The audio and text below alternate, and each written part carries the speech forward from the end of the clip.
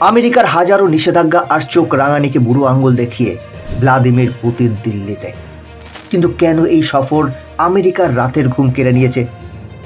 বন্ধুরা, এর উত্তর লুকিয়ে আছে মাত্র একটা সংখ্যায়, $65 বিলিয়ন।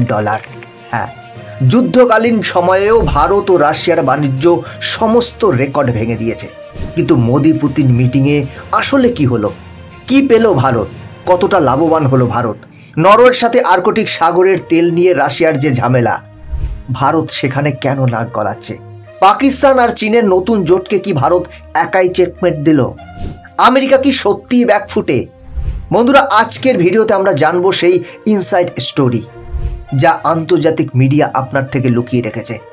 চলুন জিওপলিটিক্সের সেই আসল খেলাটা দেখে নেওয়া যাক। নমস্কার, আমি গৌতম আছি আপনাদের সাথে। তাহলে চলুন দেরি না করে ভিডিও শুরু করা যাক। বন্ধুরা, গল্পের শুরুটা করা যাক দিল্লির রাজপথ থেকে।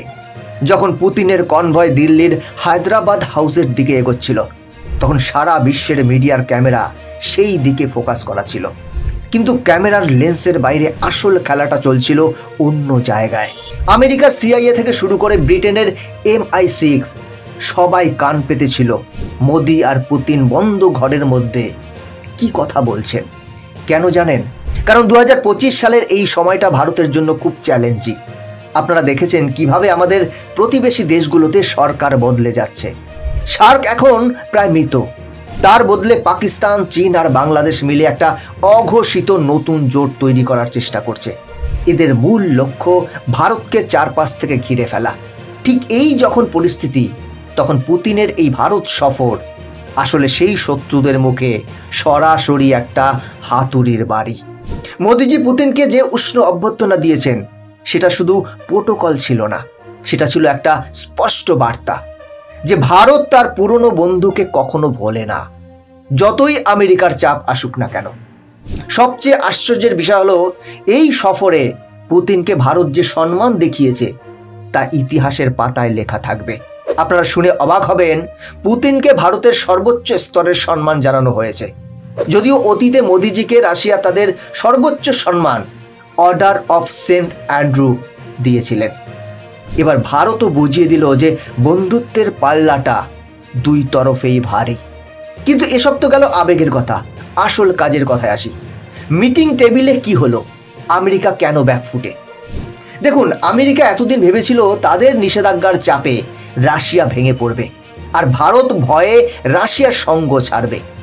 কিন্তু 2025 সালের এই পরিসংখ্যান আমেরিকার গালে একটা সপাটে চর। ভারত ও রাশিয়ার দ্বিপাক্ষিক বাণিজ্য $65 বিলিয়ন ছাড়িয়ে গেছে। ভাবা যায়, যেখানে যুদ্ধ চলছে, যেখানে সারা বিশ্ব ভয়ে ব্যবসা বন্ধ করছে, সেখানে ভারত আর রাশিয়া রেকর্ড ব্যবসা করছে। আর এর সবচেয়ে বড় কারণ হলো ব্ল্যাক গোল্ড বা তেল। ভারত এখন তার মোট তেলের চাহিদার 40% আমদানি করছে রাশিয়া থেকে। আমেরিকা চোখ রাঙিয়েছিল, বলেছিল নিষেধাজ্ঞা দেব, কিন্তু ভারত সোজা জানিয়ে দিয়েছে আমাদের দেশের স্বার্থ আগে, তোমাদের নিষেধাজ্ঞা পরে।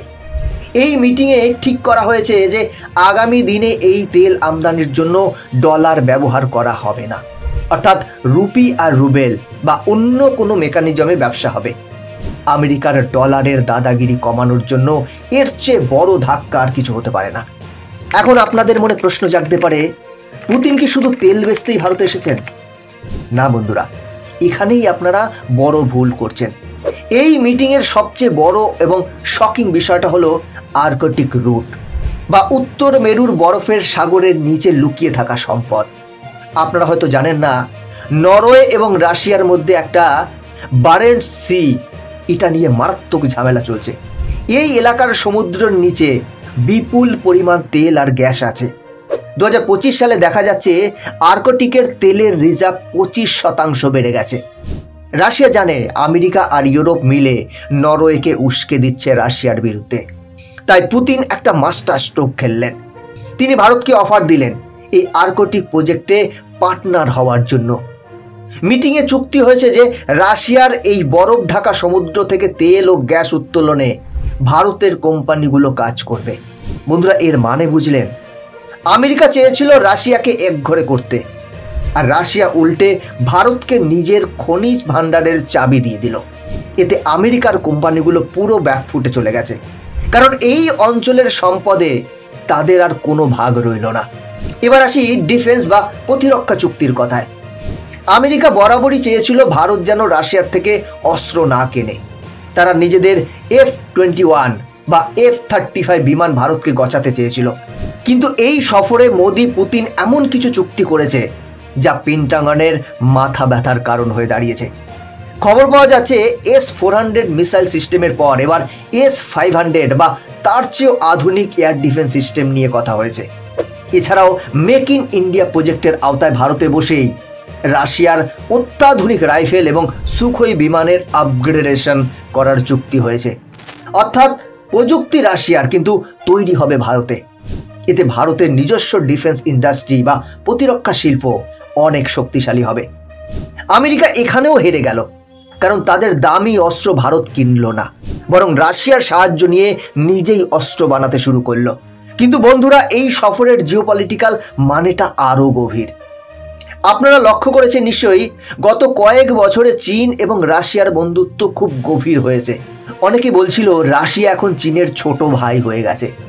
ভারত ভয় পাচ্ছিল যে যুদ্ধের বাজারে রাশিয়া হয়তো চীনের কথায় ভারতের বিরুদ্ধে যাবে। কিন্তু পুতিনের এই ভারত সফর প্রমাণ করে দিল রাশিয়া চীনের বন্ধু হতে পারে, কিন্তু ভারতের জায়গা তাদের কাছে আলাদা। পাকিস্তান ভেবেছিল চীনের মাধ্যমে তারা রাশিয়ার সাথে খাতির জমাবে। বাংলাদেশের মোহাম্মদ ইউনূস ভেবেছিলেন নতুন জোটে রাশিয়াকে পাবে। কিন্তু ভারত সরকার বুঝিয়ে দিল দিল্লির সাথে মস্কোর যে নারীর টান, সেটা ইসলামাবাদ বা বেজিং চাইলেও ছিঁড়তে পারবে না। পুতিন দিল্লি এসে এটা ক্লিয়ার করে দিয়েছেন যে ভারতের নিরাপত্তার স্বার্থে রাশিয়া সব সময় পাশে আছে। এই বার্তাটা পাকিস্তান আর চীনের কাছে খুব কড়া ভাষায় পৌঁছে গেছে।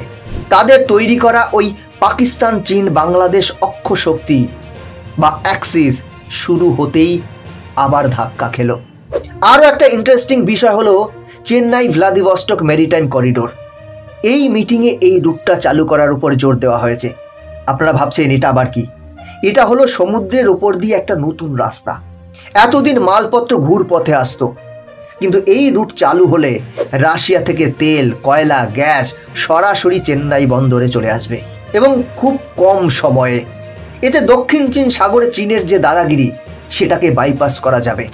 আমেরিকা এই রুটটা নিয়েও খুব চিন্তিত, কারণ ভারত মহাসাগরে তাদের প্রভাব কমবে এবং ভারত রাশিয়ার নিজস্ব একটা ট্রেড রুট তৈরি হয়ে যাবে, যেখানে আমেরিকার নেভি বা নৌবাহিনী নাক গলাতে পারবে না। তবে বন্ধুরা, সব থেকে বড় যে কারণে আমেরিকা ব্যাকফুটে চলে গেছে সেটা হলো ব্রিক্স। ভারত আর রাশিয়া মিলে ব্রিক্স জোটকে এতটাই শক্তিশালী করছে যে G7 বা G20 মতো পশ্চিমী জোটগুলো ফিকে হয়ে যাচ্ছে। এই মিটিংয়ে হয়তো এমন কথাও হয়েছে যে কিভাবে নিজেদের মধ্যে একটা আলাদা পেমেন্ট সিস্টেম তৈরি করা যায়। যদি সেটা হয়, তাহলে সুইফট সিস্টেমে আমেরিকার যে একচেটিয়া আধিপত্য, সেটাও তাসের ঘরের মতো ভেঙে পড়বে।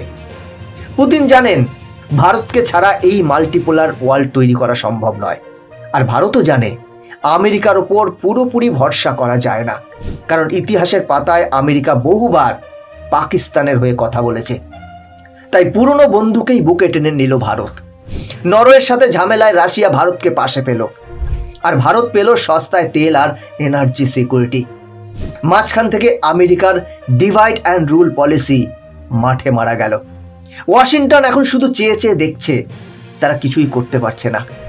বন্ধুরা, আজকের এই আলোচনা থেকে একটা বিষয় পরিষ্কার, ভারত এখন আর সেই দেশ নয় যে কারো ভয়ে নিজের নীতি বদলাবে। ভারত এখন নিজের স্বার্থ বুঝে চোখে চোখ রেখে কথা বলতে জানে। পুতিনের এই সফর প্রমাণ করল বিশ্ব রাজনীতিতে ভারতের গুরুত্ব কতটা। কিন্তু আপনাদের কি মনে হয়, আমেরিকার রক্তচক্ষু উপেক্ষা করে রাশিয়ার সাথে এই গভীর বন্ধুত্ব, এটা কি ভারতের জন্য দীর্ঘ মেয়াদে লাভবান হবে, নাকি এর ফলে আমেরিকা ভারতের উপর কোনো বড় অর্থনৈতিক চাপ সৃষ্টি করতে পারে? পাকিস্তান আর চীন কি এবার চুপ করে বসে থাকবে, নাকি নতুন কোনো ষড়যন্ত্র করবে? এই প্রশ্নগুলো আমি আপনাদের কাছে রাখলাম। আপনাদের মতামত কমেন্ট করে জানাবেন। আর হ্যাঁ, ভিডিওটা যদি আপনাদের একটুও ভালো লেগে থাকে, যদি মনে হয় নতুন কিছু জানলেন, তাহলে অবশ্যই লাইক করুন, কারণ সত্য জানা আপনার অধিকার। বন্ধুরা, আজকের ভিডিও এখানেই শেষ করছি।